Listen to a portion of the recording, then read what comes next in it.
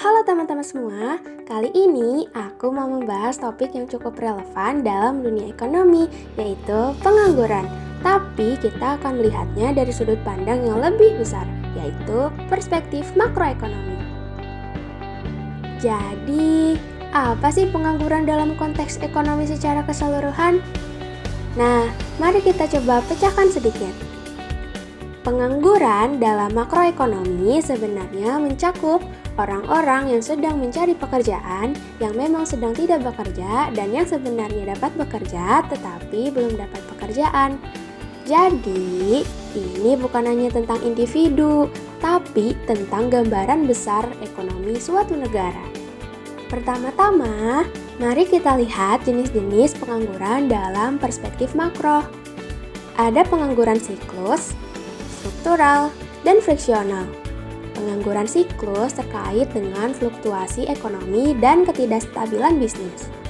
Sementara itu, pengangguran struktural terjadi ketika keterampilan pekerja tidak sesuai dengan kebutuhan pasar kerja. Pengangguran friksional di sisi lain adalah ketika orang berpindah dari satu pekerjaan ke pekerjaan lain.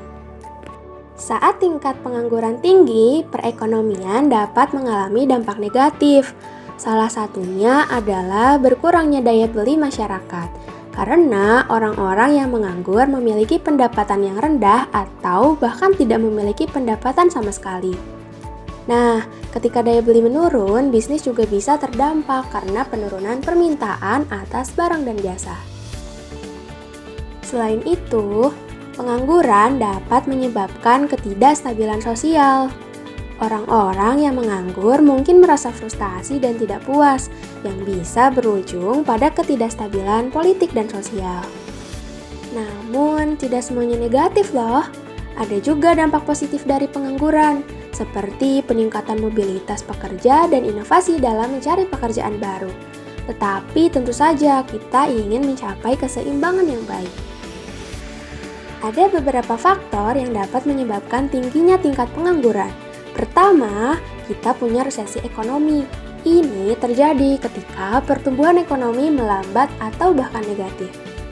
Saat resesi, perusahaan seringkali harus mengurangi produksi dan memotong pekerja. Akibatnya, lebih banyak orang menjadi pengangguran. Lalu, ada faktor lain, yaitu perkembangan teknologi dan otomatisasi. Mesin dan komputer yang cerdas bisa menggantikan beberapa pekerjaan manusia dan membuat sebagian orang kehilangan pekerjaan mereka. Meski otomatisasi dapat meningkatkan efisiensi, tetapi kita juga perlu memikirkan dampaknya terhadap pekerjaan manusia.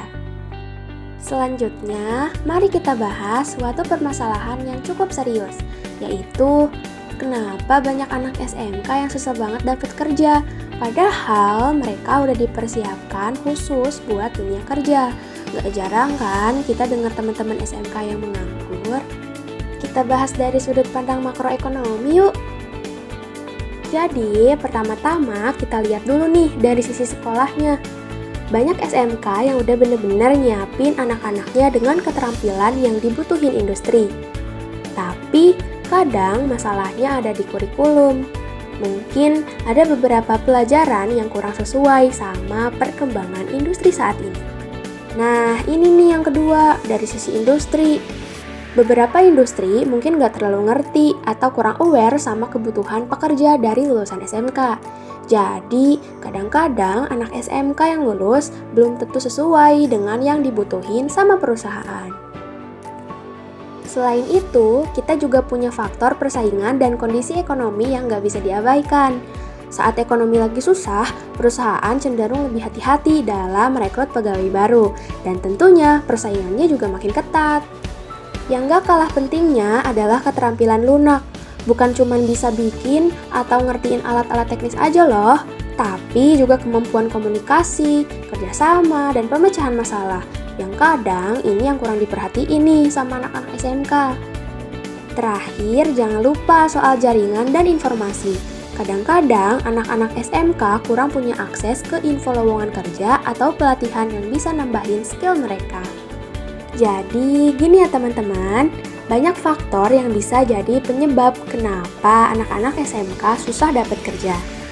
Sekolah perlu lebih update lagi, industri perlu lebih ngertiin kebutuhan lagi, dan kita semua juga perlu giat cari info dan bangun keterampilan yang bukan cuman hard skill, tapi juga soft skill. Jadi, kesimpulannya, banyaknya anak SMK yang menganggur bisa disebabkan oleh berbagai faktor ekonomi di tingkat makro.